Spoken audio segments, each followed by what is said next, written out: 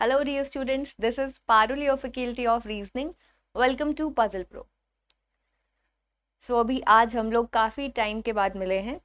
I was not keeping well, I was not well for a few days. तो अभी मैं पहले से काफ़ी बेहतर हो चुकी हूँ और आप लोगों को बहुत मिस कर रही थी. काफ़ी टाइम से आप सभी से मिली नहीं हूँ, लाइव क्लास भी नहीं हुआ है. तो सोचा चलिए अभी एक इम्पॉर्टेंट सेशन आपके लिए लेकर आया जाए. आपका अगस्त में एग्जामिनेशन है आपके आरआरबी का, ठीक है, प्रीलिम एग्जामिनेशन है.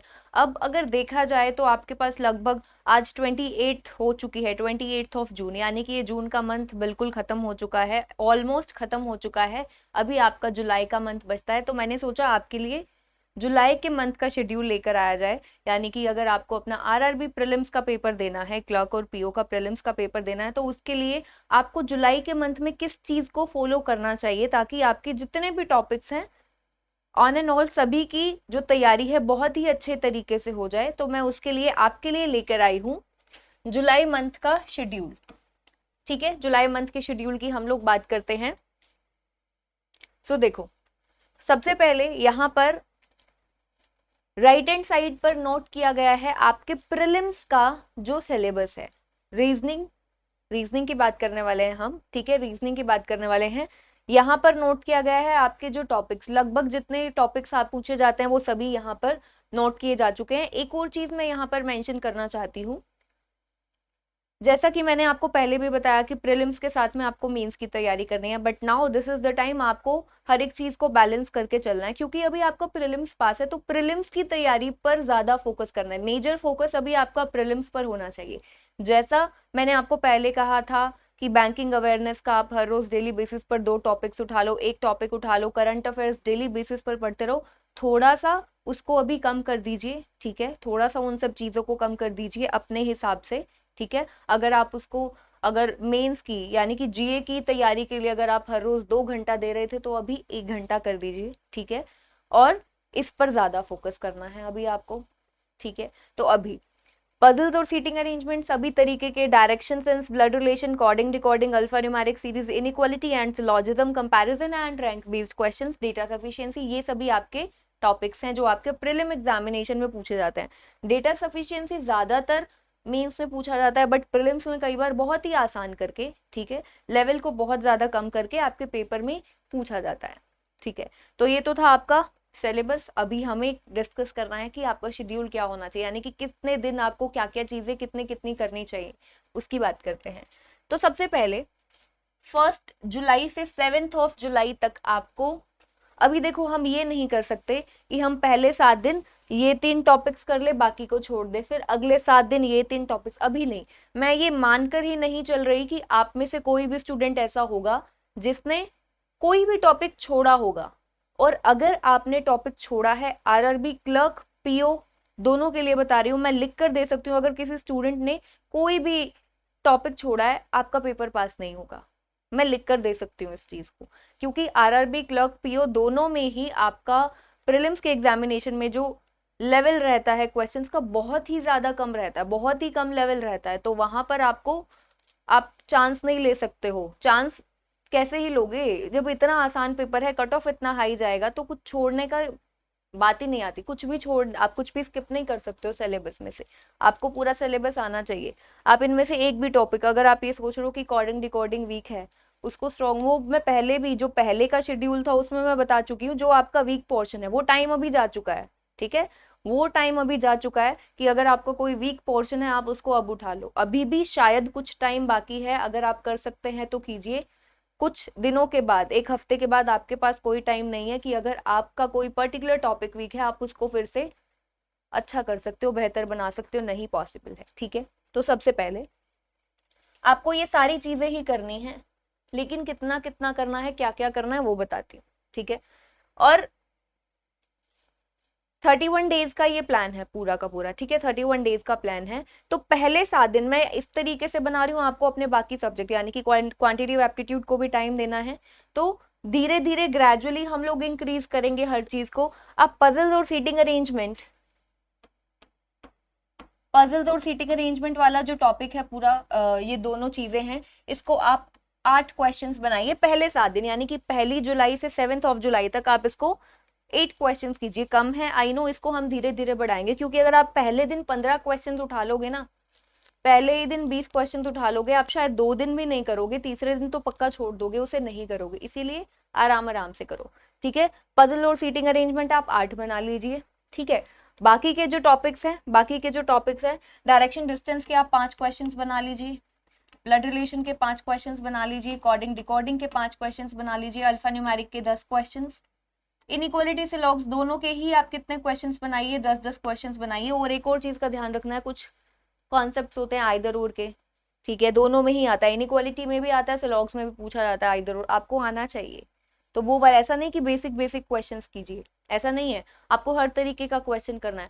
आपका ओनली फ्यू का कॉन्सेप्ट, ओनली का कॉन्सेप्ट, ये सभी वाले सभी टाइप्स आपको करने हैं, ऐसा नहीं कि सिर्फ बेसिक बेसिक करते जाओ, ऐसा नहीं करना है, ठीक है। तो comparison and rank based question, comparison और रैंक बेस्ड क्वेश्चन आप बेशक 2-3 बना सकते हो, क्योंकि पेपर में पूछा जाता है, एक क्वेश्चन पूछा जाता है और ज्यादा डिफिकल्ट नहीं होता है, वो भी पजल और सीटिंग अरेंजमेंट का ही एक तरीके से क्या है, पार्ट है। क्या होता है कंपैरिजन बेस्ड क्वेश्चन में, क्या पूछा जाता है, हाइट या फिर वेट, कुछ एक आपको ऐसा पैरामीटर दिया जाता है जिसके बेसिस पर वो कंपैरिजन किया जाता है कि ये पर्सन जो है ये इससे टॉलर है, इससे शॉर्टर है, इससे और ये जो पर्सन है ये इसकी हाइट जो है वो मैक्सिमम नहीं है, इसकी मिनिमम नहीं है, इस तरीके वाले जो क्वेश्चंस होते हैं उनको बोलते हैं कंपैरिजन बेस्ड क्वेश्चन। आप 2 से 3 क्वेश्चन ये बना सकते हो। डेटा सफिशिएंसी के भी 2-3 क्वेश्चन आप बना लो, ठीक है। तो ये आपको बनाना है पहले 7 दिन। एक और चीज, आप लोग सोचोगे डायरेक्शन सेंस के 5 क्वेश्चंस, 5 क्वेश्चन मतलब आप समझोगे कि एक सेट आपको नहीं करना है, एक सेट जिसमें 5 क्वेश्चंस होते हैं, नहीं ऐसा नहीं करना है, मैं नंबर ऑफ सेट्स की बात कर रही हूँ। क्योंकि देखो आपको पता है आरआरबी का जो पेपर है ना वो कोई भी दे सकता है, कोई भी उस पेपर को सॉल्व कर सकता है, लेकिन आपको टाइम पर सॉल्व करना है, आपको टाइम पर सॉल्व करना है, जल्दी से जल्दी सॉल्व करना है, तो उसको प्रैक्टिस के लिए, ठीक है, ये जरूरी है, प्रैक्टिस करनी है, आपको टाइम देना पड़ेगा, आपको ज्यादा से ज्यादा क्वेश्चंस को भी सॉल्व करना पड़ेगा, तभी बात बनेगी, अदरवाइज बात भी नहीं बनेगी, ठीक है। तो यहाँ पर आपको लग सकता है कि 5 सेट्स ब्लड रिलेशन के क्या फायदा है, क्यों फायदा नहीं है, आपके दोनों ही पेपर में आना है, ये तो है नहीं कि एक पेपर में आना है, दोनों ही पेपर में आना है, ठीक है, दोनों प्रीलिम्स के पेपर हैं। तो ब्लड रिलेशन के 5 सेट्स को हर रोज बनाओ, क्योंकि कई बार क्या होता है, इस ये भी थोड़े से कंफ्यूजन वाले होते हैं, ठीक है, कंफ्यूजन वाले कई बार ब्लड रिलेशन के क्वेश्चंस होते हैं। तो ये सभी आपको करना है, पजल बनानी है 8, डायरेक्शन डिस्टेंस के 5, ब्लड रिलेशन के 5, कोडिंग डिकोडिंग के 5, अल्फा न्यूमेरिक के 10 क्वेश्चंस, इनइक्वालिटी और सिलॉग्स दोनों के 10-10 ईच, ठीक है। कंपैरिजन बेस्ड क्वेश्चन आप 3 बना लीजिए, डेटा सफिशिएंसी के भी 3 क्वेश्चन कर लीजिए, सफिशिएंट है अगर आप एक हफ्ता करेंगे। उसके बाद नेक्स्ट 15 दिन, नेक्स्ट 15 डेज आपको क्या करना है, ठीक है, नेक्स्ट 15 डेज आपको अपने पजल का जो काउंट है, यानी कि पजल और सीटिंग अरेंजमेंट दोनों की ही बात कर रहे हैं, इन दोनों का काउंट बढ़ा देना है और 12 क्वेश्चंस करने हैं, ठीक है, 12 क्वेश्चंस करने हैं, और बाकी सभी जितनी चीजें हैं वो उतना ही रखिए, ठीक है। 5 डायरेक्शन डिस्टेंस के क्वेश्चन, 5 आपके ब्लड रिलेशन के question, 5 coding decoding, 10 alpha numeric series, 10 inequality and syllogisms, 3 comparison based question और 3 डेटा सफिशिएंसी के क्वेश्चन, ठीक है। तो ये आपको करने हैं नेक्स्ट 15 डेज। उसके बाद में आपके जितने दिन बचते हैं 31 जुलाई तक, ठीक है, उसमें आपको क्या करना है, पजल और सीटिंग अरेंजमेंट के क्वेश्चंस का नंबर बढ़ा देना है और 15 क्वेश्चंस करने हैं, ठीक है, 15। अब देखो आप सभी को पता है ये जो पेपर है ना आरआरबी का पेपर है, इसमें हम ये नहीं कह सकते कि पजल ज्यादा पूछी जाती है या बाकी चीजें कम पूछी जाती हैं, दोनों का जो नंबर है, नंबर ऑफ क्वेश्चंस है, वो कितना रहना है, वो लगभग सेम सेम सा भी रहता है कई बार, ठीक है, कुछ कहा नहीं जा सकता इस चीज के ऊपर। तो हम किसी चीज को छोड़ तो सकते ही नहीं है, क्योंकि आसान पेपर होता है, छोड़ तो सकते नहीं है। तो आपकी सभी चीजों की जो तैयारी है ना वो इक्वली होनी चाहिए, इक्वल तैयारी होनी चाहिए सभी की। जैसा अगर हम कभी आईबीपीएस पीओ का पेपर देखते हैं ना, तो उसमें हम थोड़े से लीनियंट हो जाते हैं कि चलो मिसलेनियस को थोड़ा सा छोड़ देते हैं, पजल्स को ज्यादा बना लेते हैं, या फिर किसी का पजल का पोर्शन थोड़ा सा वीक है तो वो मिसलेनियस पर ज्यादा जोर देता है और सोचता है कि चलो मैं 2-3 पजल्स बनाऊंगा, मेरा प्रीलिम्स का जो पेपर है वो क्वालिफाई हो जाएगा। वहां पर हम फिर भी सोच सकते हैं, यहाँ पर आप नहीं सोच सकते, आपको हर एक चीज को इक्वली लेकर चलना पड़ेगा, सभी चीजों को सॉल्व करना पड़ेगा, सभी चीजों की प्रैक्टिस करनी पड़ेगी, ठीक है। तो ये है आपको 31 23 से 31 ऑफ जुलाई तक आपको पजल और सीटिंग अरेंजमेंट का काउंट रखना है 15, और उसके बाद में आपका ये सेम रहेगा। याद रखना है ये 5 क्वेश्चंस नहीं है, ये 5 सेट्स है, आपको करने होंगे। अगर आप करेंगे तो अपने पेपर को क्वालिफाई करेंगे। एक बार टीचर की बात मानिए ना, मैं हमेशा ही बोलती हूँ टीचर की बात माननी चाहिए, है ना। अब सबसे बड़ा प्रॉब्लम कंटेंट कहाँ से मिलेगा, है ना।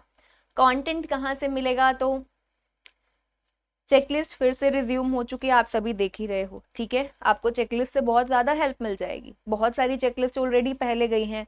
आप में से काफी सारे स्टूडेंट्स हैं जो ये भी बोलते हैं कि चेकलिस्ट में जो क्वेश्चंस का लेवल है, चेकलिस्ट में जो क्वेश्चंस का लेवल है वो ठीक है, ठीक है। वो ऐसा नहीं है कि बहुत ज्यादा लो, मैं नहीं मान सकती उसको, बहुत ज्यादा कम लेवल नहीं है। जो पुरानी चेकलिस्ट है, हाँ, उनके लिए मैं कह सकती हूँ कि जो चेकलिस्ट में जो पजल्स थे उनका लेवल जो है वो काफी कम है। लेकिन आरआरबी में आप लोग ध्यान रखिए, जो सभी क्वेश्चन पूछे जाते हैं उनका लेवल एक्चुअली कम होता है।